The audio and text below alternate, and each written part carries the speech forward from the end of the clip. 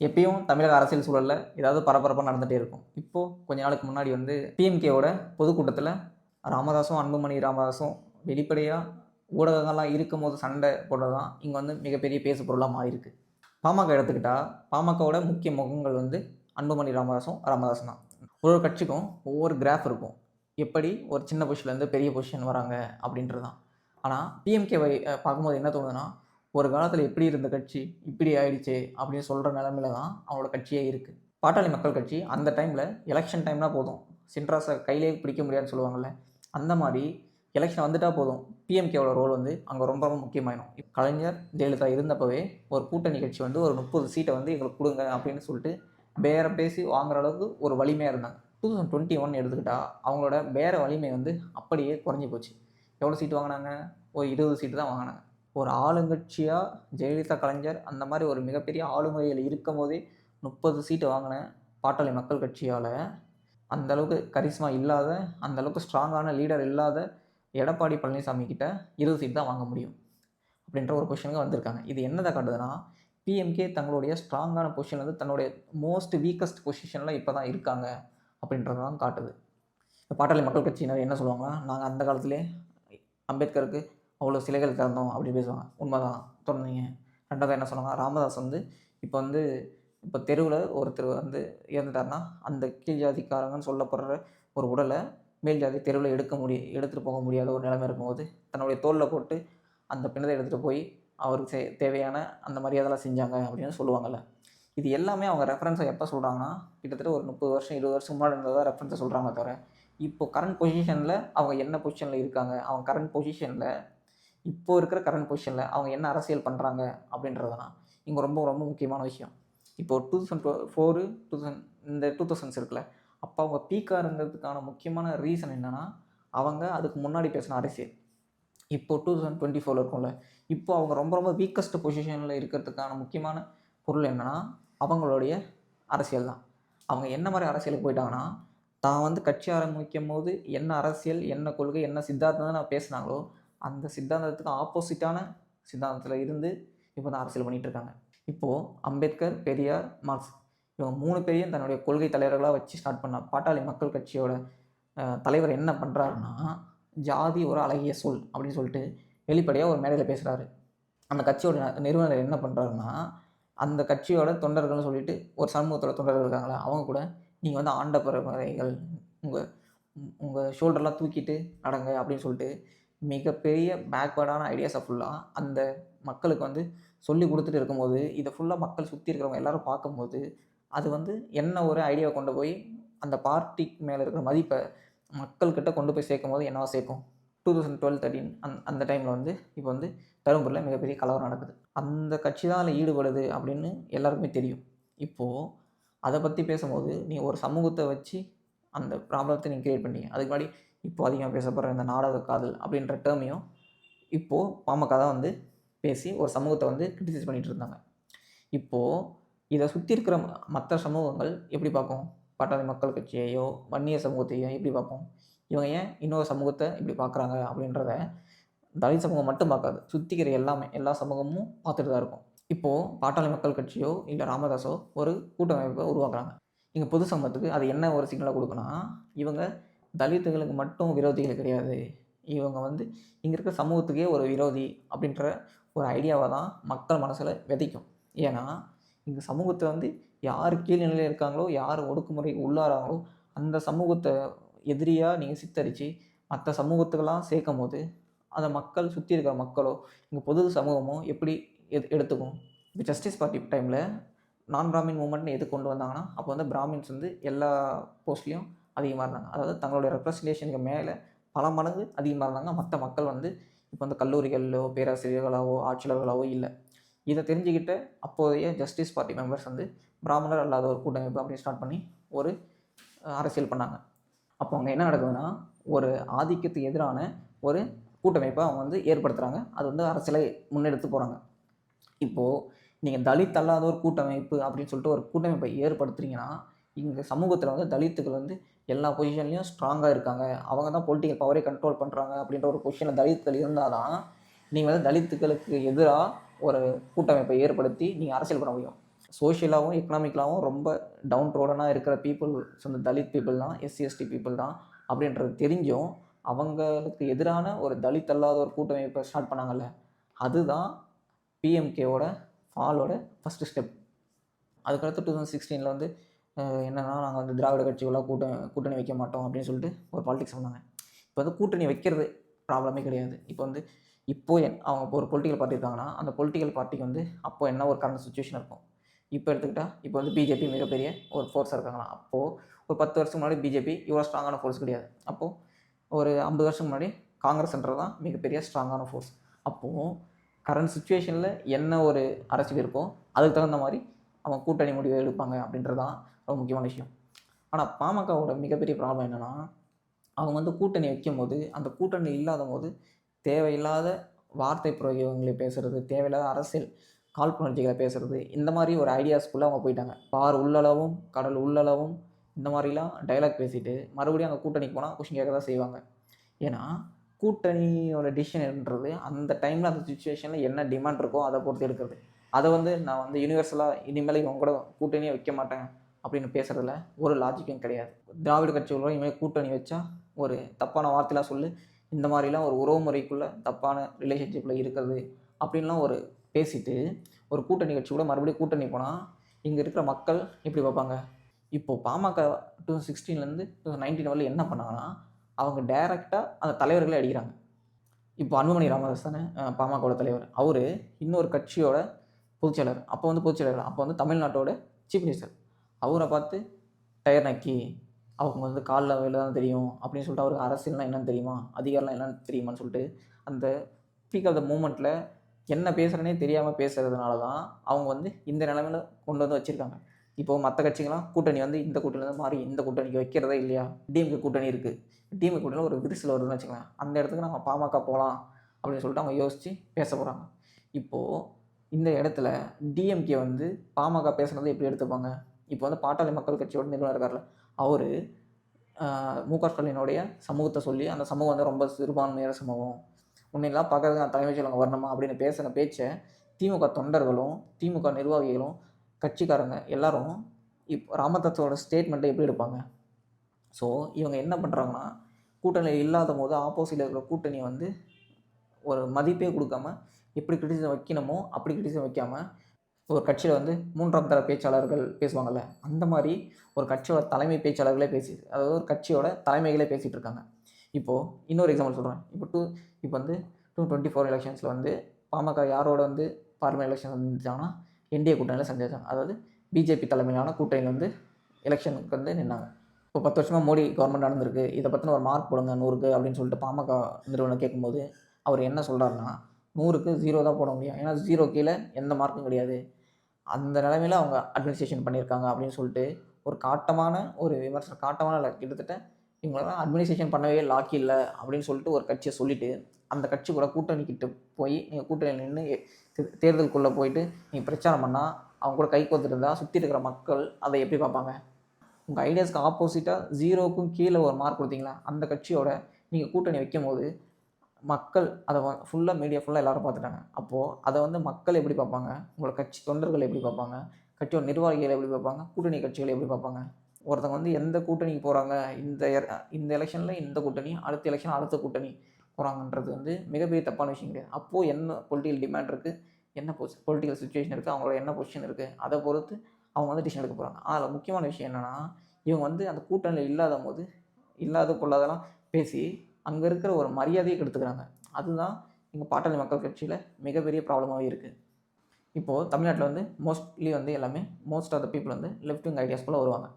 இப்போது இங்கே முக்கியமான விஷயம் என்னென்னா, பாட்டாளி மக்கள் கட்சியும் உள்ளே வரும்போது நான் ஒரு லெஃப்ட் விங் ஐடியாஸ், அதாவது அம்பேத்கர், பெரியார், கார்ல் மார்க்ஸ்ன்ற முக்கியமான 3% முன்னாடி எடுத்து வச்சு இவங்க தான் எங்களோட ஐடியாலஜியில் ஹிட்ஸ்ன்னு சொல்லிட்டு ஒரு லெஃப்ட் விங் ஐடியாலஜியாக பேசுகிற கட்சி இப்போ வந்து எங்கே போய் நிற்கிறாங்கன்னா, இந்த இருக்க கேவலமான ஜாதி அரசியல், அதாவது ஒரு ஜாதி அரசியல் அப்படின்னு சொல்லிட்டு போய் நிற்கும் போது அவங்களோட ஐடியாலஜிக்கல் ஸ்டாண்டே மாறுது, ஆப்போசிட்டாக மாறுது. அதனால தான் சொல்கிறேன், இவங்க வந்து ஒரு பொலிட்டிக்கல் கிரைசிஸ் இருக்காங்க. இந்த பொலிட்டிக்கல் கிரைசிஸில் இருக்கிறது மிகப்பெரிய இன்னொரு ப்ராப்ளம் என்னென்னா, அவங்க பொலிட்டிக்கல் கிரைசிஸில் யார் கூட நிற்கிறாங்க அப்படின்ற பொசிஷன் தான். அவங்க இந்த பொலிட்டிக்கல் கிரைசிஸில் யார் கூட நிற்கிறாங்கன்னா பிஜேபின்ற ஒரு கட்சி கூட நிற்கிறாங்க. பிஜேபி யார்? அவங்களோட மிகப்பெரிய ரைட் விங் குரூப். அப்போது 2 right wing group 2 right wing கட்சி ஒரு இடத்துல இருக்குன்னா அந்த இடத்துல என்ன ஆகும்னா, அதை விட இந்த 2 ரைட் விங் கட்சியில் எது வந்து பெரிய கட்சியோ அது வந்து சின்ன கட்சியை மூழ்கிடும். இப்போ சிவசேனாவும் பிஜேபியும் ஒரு கூட்டணியில் நிற்கும் போது சிவசேனாவை தன் வசையப்படுத்துறதுல முக்கியமான ரோல் வந்து பிஜேபி இருக்குது. ஸோ பாட்டாளி மக்கள் கட்சியும் ரைட் விங் ஐடியாஸ் பேசிட்டு பிஜேபியும் ஹார்ட்கோர் ரைட் விங் ஐடியாஸ் பேசினா அது எங்கே வந்து சேர்க்கணும்னா, பிஜேபின்றது ஏற்கனவே ஒரு பவரில் இருக்கிற ஒரு மிகப்பெரிய கட்சி. அப்போது பிஜேபின்ற கட்சி வந்து பாமகவை விழுங்கிடும். இதுதான் இங்கே நிதர்சனமான உண்மை. இப்போ ஒரு பொலிட்டிக்கல் பார்ட்டி பொலிட்டிக்கல் சினாரியோக்குள்ளே வராங்க. அப்போ வந்து என்ன ஒரு ஐடியாஸ்குள்ளேருந்து வராங்களோ அந்த ஐடியாஸில் வந்து ஸ்ட்ராங்காக இருக்கும்போது அவங்களுக்கு ஒரு முக்கியமான ஓட் பேங்க் இருக்குது.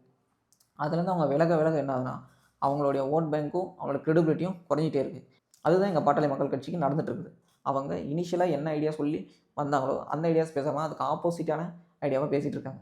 இப்போ கூட நம்ம போய் கேட்டோம்னு வச்சுக்கோங்க, அன்புமணி ராமதாஸ் வந்து அந்த காலத்தில் என்னென்ன பண்ணாலும் தெரியுமா, இது பண்ணார், அம்பேத்கர் சிலை திறந்தார், வீட்டில் அம்பேத்கர் சிலை வச்சுருக்காரு, தலித் ஏழுமலைக்கு மினிஸ்டர் பதவி கொடுத்தாருன்னு அந்த காலத்து புராணத்தை தான் பேசிகிட்டு இருப்பாங்க தவிர இப்போ கரண்ட் பாலிடிக்ஸில் அவங்க என்ன ஸ்டாண்ட் எடுக்கிறாங்க, என்ன பாலிடிக்ஸை பேசுகிறாங்க அப்படின்னு சொல்லிட்டு அவங்க பேசுகிறதே கிடையாது.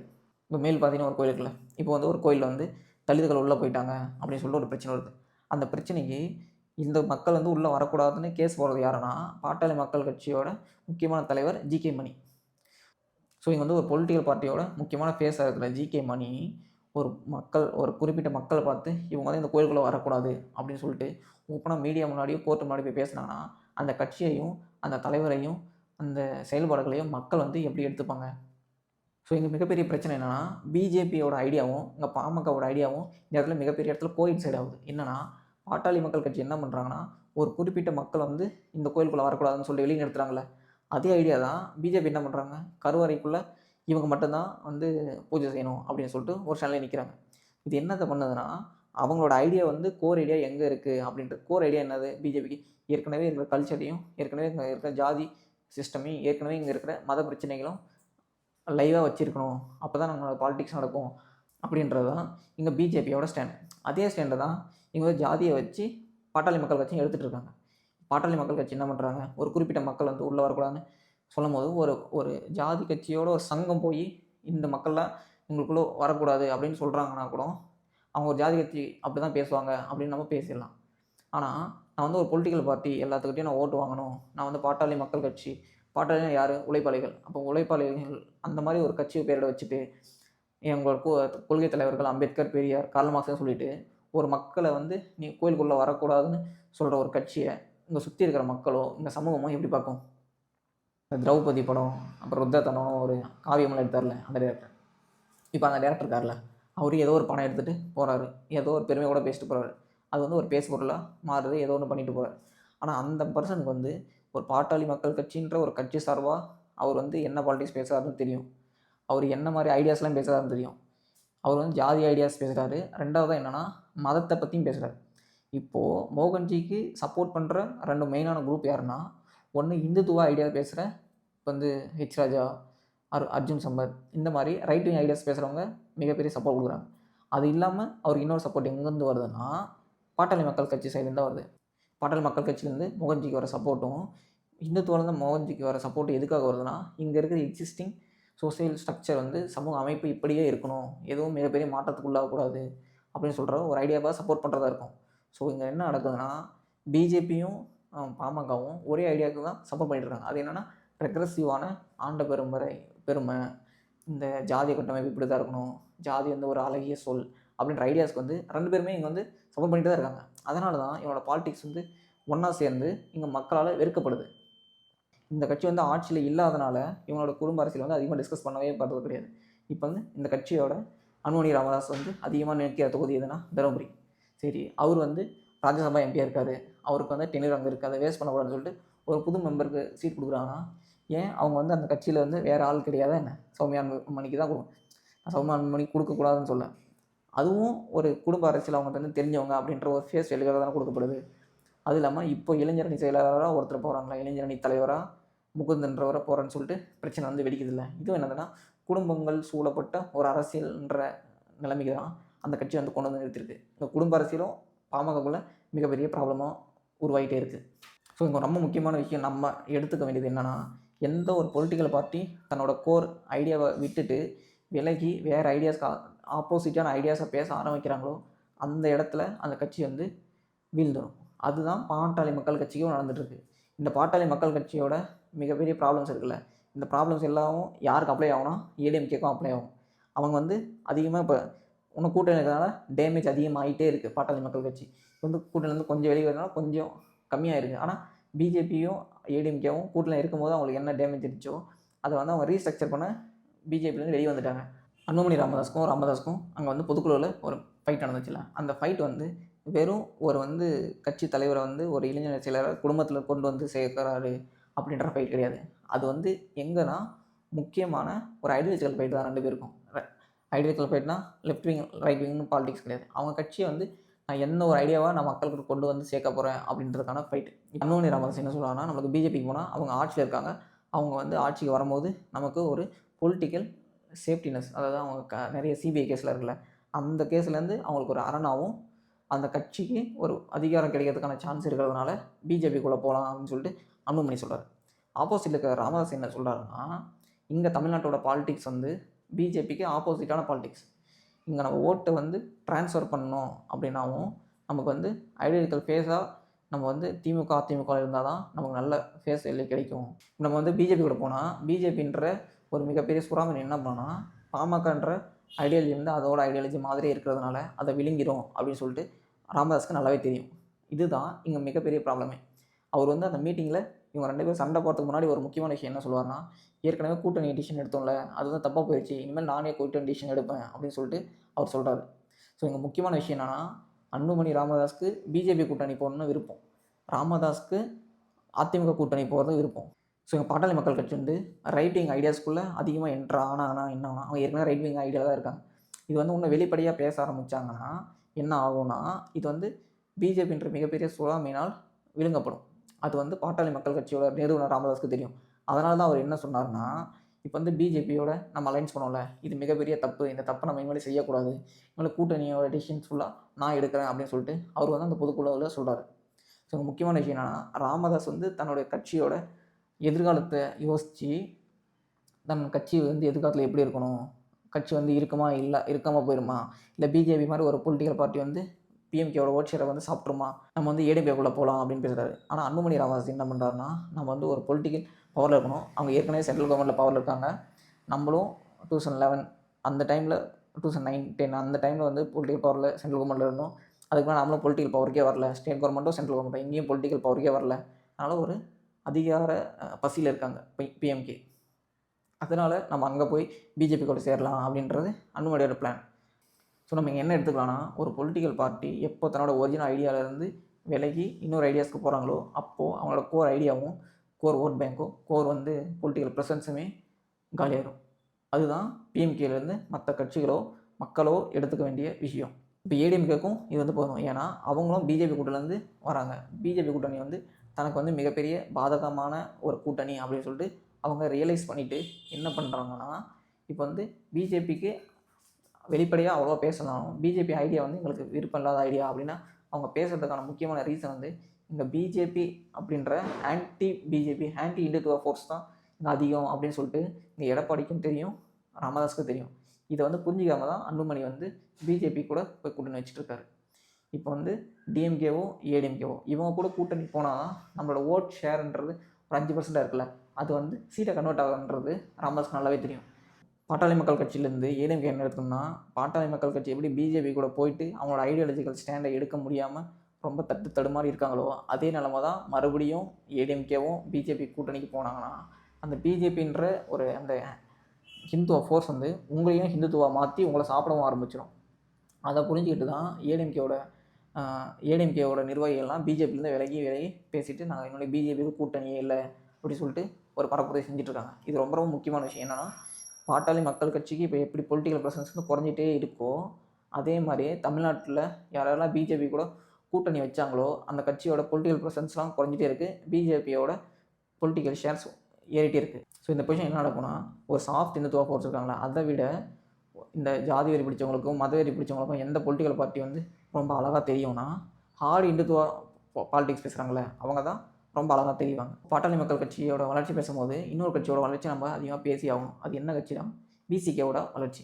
விசிகே என்ன பண்ணுறாங்கன்னா, அவங்க வந்து ஒரு சமூகத்திலேருந்து ஒரு முக்கியமான ஒரு கோட்பாட்டை எடுத்துகிட்டு வந்து அவங்க வந்து கொஞ்சம் கொஞ்சமாக மெச்சூராகி என்ன பண்ணுறாங்கன்னா, மைய அரசியல் அமைப்பாய் திரளுவோம், பொதுமக்கள் கூட சேர்ந்து ஒரு மக்கள் மயப்பட்ட ஒரு ஆர்கனைசேஷனாக வளர்ந்து இப்போ நிற்கிறாங்க. அதனால் தமிழ்நாட்டில் அவங்க பொலிட்டிக்கல் ப்ரெசன்ஸும் அவங்களோட பொலிட்டிக்கல் ஸ்ட்ராட்டஜியும் ரொம்ப இம்பார்ட்டண்ட்டாக வளர்ந்து அவங்க ஒரு மாநில கட்சியாக வளர்ந்து இவ்வளோ பொசிஷன் நிற்கிறாங்க. ஆனால் பாட்டாளி மக்கள் கட்சி என்ன பண்ணாங்கன்னா, ஏற்கனவே ஸ்ட்ராங்காக இருந்த பொசிஷன், அதாவது அன்புமணிக்கு வரும்போதே அந்த கட்சி வந்து ரொம்ப முக்கியமான ஒரு ஸ்ட்ராங்கான கட்சி. அந்த கட்சி என்னன்னா கொஞ்சம் கொஞ்சமாக வீக்காகி அவங்களோட பொலிட்டிக்கல் ஸ்டாண்டாலையும் அவங்களோட பொலிட்டிக்கல் அப்ரோச்சாலையும் அவங்க வந்து எதிர்கட்சியில் வந்து தேவையில்லாத வார்த்தைகளை பற்றி பேசுறதுனாலையும் அவங்களோட பொலிட்டிக்கல் ஸ்டாண்ட் வந்து அப்படியே குறைஞ்சி என்ன ஆச்சுன்னா, கடைசியில் இந்த பொசிஷனில் வந்து அவங்க நிற்கிறாங்க. 1 இயருக்கு வந்து இடஒதுக்கீடு உள்ளொதுக்கீடு அப்படின்னு பேசுகிறாங்களே, 10.5%, அதுக்கடுத்து 15% அப்படின்னு பேசிகிட்டு இருப்பாங்க. இப்போது அவங்க கட்சி ஸ்டார்ட் பண்ணும்போது தலித்துகளுக்கும் 18லேருந்து 19லேருந்து 22% கொடுக்கணும்னு ஒரு ஐடியாஸ் அவங்களுடைய முக்கியமான கோரிக்கைகள் இருந்துச்சுல்ல. அந்த பாலிடிக்ஸ் அவங்க பேசாத போது அவங்க வந்து ஒரு சமூகத்துக்கான கட்சியாக மாறிட்டே வராங்க. பிஜேபி கூட எந்தெந்த கட்சியெலாம் போய் கூட்டணி வைக்கிறாங்களோ அந்த கட்சியோட ஓட் ஷேரை ஃபுல்லாக பிஜேபி வந்து சாப்பிட்றோம் அப்படின்றது தான் இங்கே நிதர்சனமான உண்மை. ஸோ அதனால் என்ன நடக்குதுன்னா, பிஜேபி கூட யாரெல்லாம் கூட்டணி இருக்காங்களோ அவங்க எல்லாருமே தன்னோட ஓட் ஷேரை வந்து பிஜேபி சாப்பிட்ருமோ அப்படின்ற ஒரு பயத்திலே தான் இருக்காங்க. ஏன்னா பிஜேபின்றது ஒரு ஸ்ட்ராங்கான சென்ட்ரல் கவர்மெண்ட் ஃபோர்ஸாக இருக்கும்போது அவங்க ஸ்ட்ராங்காக இருக்கும்போது என்ன பண்ணுறாங்கன்னா, ஏற்கனவே அந்த பீப்புள் வந்து ஓட் பண்ணிட்டு இருக்காங்களே, சாஃப்ட் இன்டியூவாவோ ஜாதிக்கு ஓட் பண்ணிட்டு இருக்காங்களா, அவங்க வந்து ஆல்டர்னேட்டிவாக ஒரு ஃபோர்ஸ் வந்து இவங்களோட ஸ்ட்ராங்காக ஒரு பவர் இருக்கிற ஃபோர்ஸ் கிடைக்கும்போது அந்த கட்சியை நோக்கி ஓடிடுவாங்க. ஸோ இந்த பிஜேபி கூட யாரெல்லாம் கூட்டணி இருக்காங்களோ அந்த கட்சிகளுக்கு வந்து அவங்க ஓட் ஷேரை வந்து பிஜேபிக்கு இழந்துருவாங்க அப்படின்றது தான் நிதர்சனமான உண்மை. அன்புமணி ராமதாஸுக்கும் மிகப்பெரிய ஃபைட்டே இருக்குது. அதிகாரத்தை மக்களோட தேவையை புரிஞ்சிக்காமல், மக்கள் இங்கே பொலிட்டிக்கல் சுச்சுவேஷன் என்ன இருக்குன்னு தெரிஞ்சிக்காமல் அன்புமணி ராமதாஸ் அதிகாரத்துக்காக என்ன பண்ணுறாருன்னா பிஜேபியை நோக்கி ஓடுறாரு. ஆனால் இங்கே இருக்கிற பொலிட்டிக்கல் சுச்சுவேஷனை புரிஞ்சுக்கிட்டு, இங்கே இருக்கிற மக்களுடைய மனநிலையை புரிஞ்சுக்கிட்டு ராமதாஸ் என்ன பண்ணுறாருன்னா, ஸோ நம்மளுக்கு வந்து அடுத்த பொசிஷன் வந்து ஏடிஎம்கேக்குள்ளே போனால் தான் நம்ம ஓட் பர்சன்டேஜாக இருக்கிறது வந்து சீட்டாக கன்வெர்ட் ஆகும் அப்படின்னு சொல்லிட்டு ராமதாஸுக்கு நல்லாவே தெரியும். ஸோ இங்கே எந்தெந்த கட்சிலாம் தன்னோட ஒரிஜினல் ஐடியாஸை விட்டுட்டு வேறு ஒரு ஐடியாஸ் பேச போகிறாங்களோ அந்த கட்சிகள் ஃபுல்லாக பிஜேபி கீழே சரண்டர் ஆகிட்டு அந்த கட்சியால் வந்து விழுங்கப்படுவாங்க அப்படின்றதான் இங்கே வந்து பிஎம்கேக்கு நடக்கிறது வந்து எல்லா பொலிட்டிக்கல் பார்ட்டிக்கும் நடக்க தான் செய்யும். பாட்டாளி மக்கள் கட்சியும் 2024 எலெக்ஷன்ஸ் வந்து பிஜேபி இருந்தாங்க. 2026 எலெக்ஷன்ஸில் என்ன ஸ்டாண்ட் எடுத்து எந்த கூட்டணியில் இருக்க போகிறாங்க அப்படின்றத பொறுத்து தான் அவங்களோட ஃப்யூச்சரே தமிழ்நாட்டில் இருக்குது. மறுபடியும் பிஜேபி கூட 2026 நின்னாங்கன்னா அவங்களோட ஓட் ஷேரை வந்து பிஜேபி சாப்பிட்ரும். அது இல்லாமல் அவங்களோட பொலிட்டிக்கல் ரெலவெண்ட்டாகவும் அந்தளவுக்கு தமிழ்நாட்டில் அவங்க இருக்கவே மாட்டாங்க.